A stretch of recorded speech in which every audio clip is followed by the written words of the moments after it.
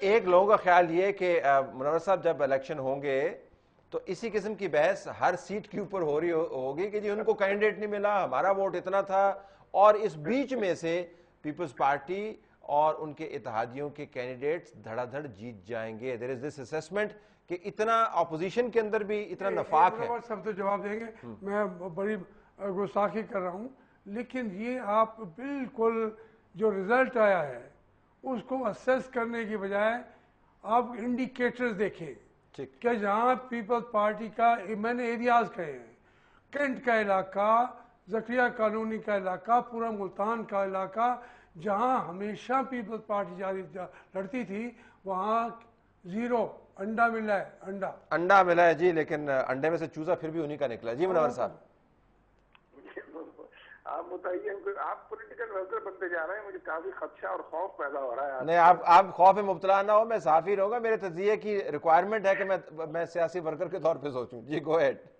جی کہ مجھے لگتا ہے ہم تین میں سے کسی ایک کو اینکر ہو جانا چاہیے, اور آپ کو میرے خیال میں اس کی تمام تر جو قوائف ہیں وہ آپ پورے کرتے ہیں. لیکن بہرحال سوال میرا یہ ہے کہ اپوزیشن جب اتنی سپلٹ ہے تو منطقی طور پر جس کے ووٹ انٹیکٹ ہوں گے یا جو تگڑا ہوگا پاور پالیٹکس میں, شطرنج کا آپ نے ذکر کیا, وہ بازی لے جا سکتا ہے. میں اس سلسلے میں نسبتاً زیادہ حساس بات کہنے جا رہا ہوں جو مجھے شاید نہیں کرنی چاہیے. میرا خیال یہ ہے کہ زرداری صاحب نے اپنے کارڈ جس کامیابی کے ساتھ کھیلے ہیں, اور جو کامیابی انہیں درکار تھی وہ انہوں نے حاصل کر لی ہے.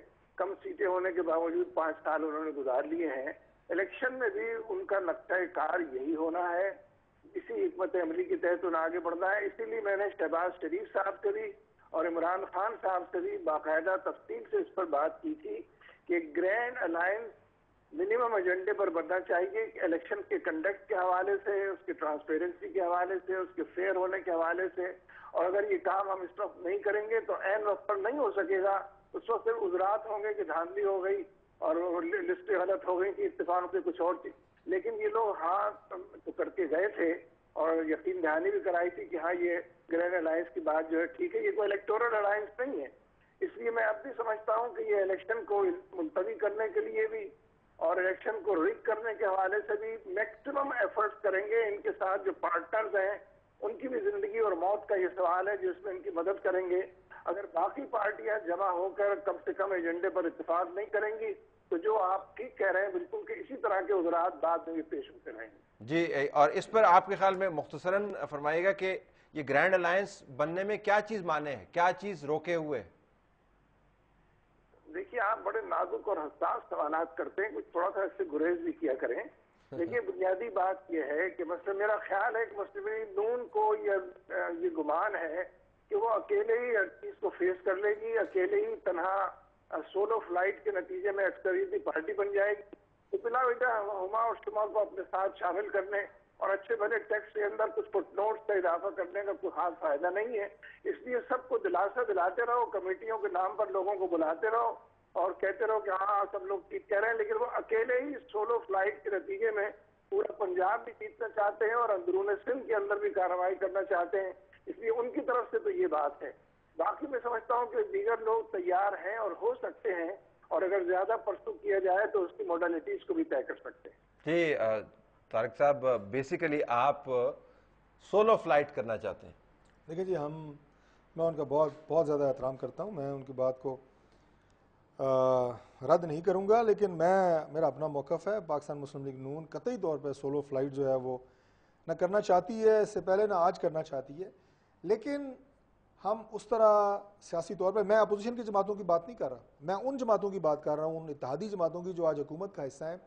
ان ٹرمز پہ ان کے ساتھ ہم نہیں کھیل سکتے یا انہیں کھلا سکتے یا ان کے منہ میں ہم وہ نوالا نہیں دے سکتے جو زرداری صاحب دے سکتے ہیں. نہیں, آپ کے پاس یہ لوگ تو زرداری اب صاحب جو اپوزیشن کی بات ہے, نہیں میں آپ کو دونوں بتا دیا نا. اب جو اپوزیشن کی بات ہے, اپوزیشن کی جماعتوں کو اکٹھا کرنا, یہ ہمارا, میں سمجھتا ہوں کہ بہت اہم ہمارا یہ سوچ بھی ہے, فکر بھی ہے, اس پہ ہم کام بھی کر رہے ہیں.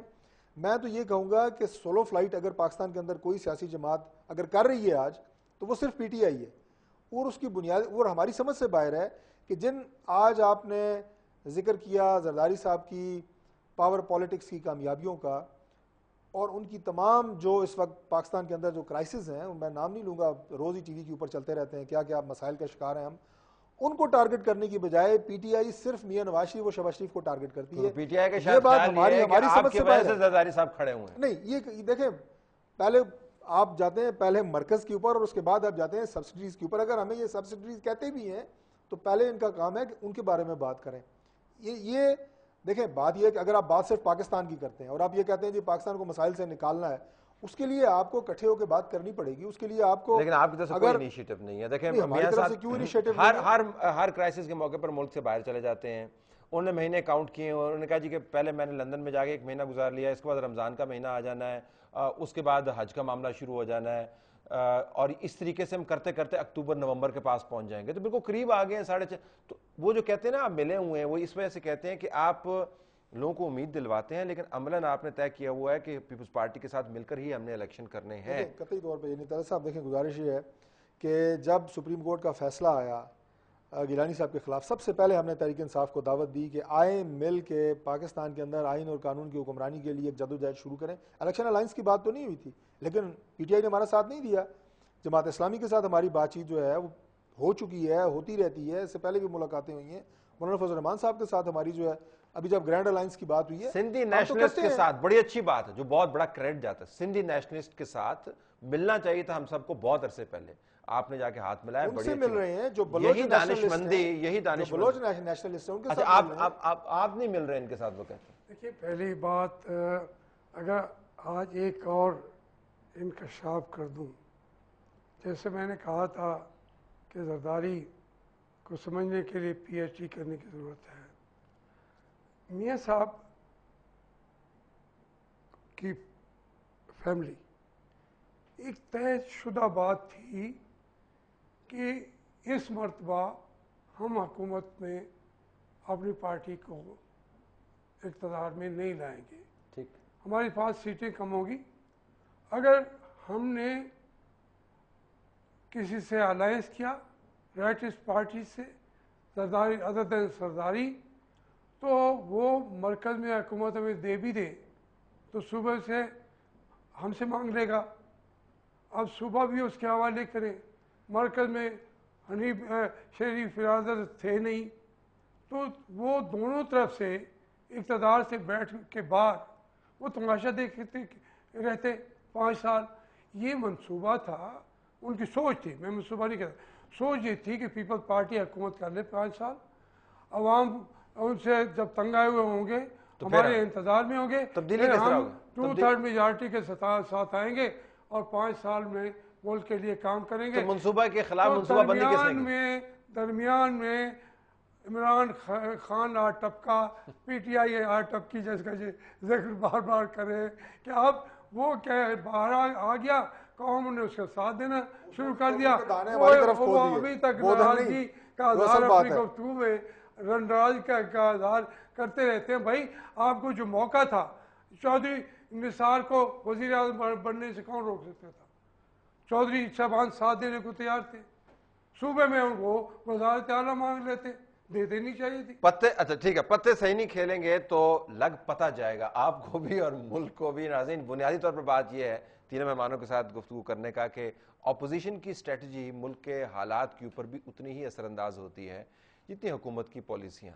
اب آپ خود دیکھ لیں کہ کہاں پر حکومت کا حصہ اور حکومت کی ذمہ داری ہے اور کہاں پر اپوزیشن کی ذمہ داری ہے. اور اپوزیشن بھی 2 قسم کی، جو ایک پارلیمان سے باہر بیٹھی ہوئی ہے، پارلیمان کے اندر. طلعت حسین کو اجازت دیجیے، اللہ حافظ.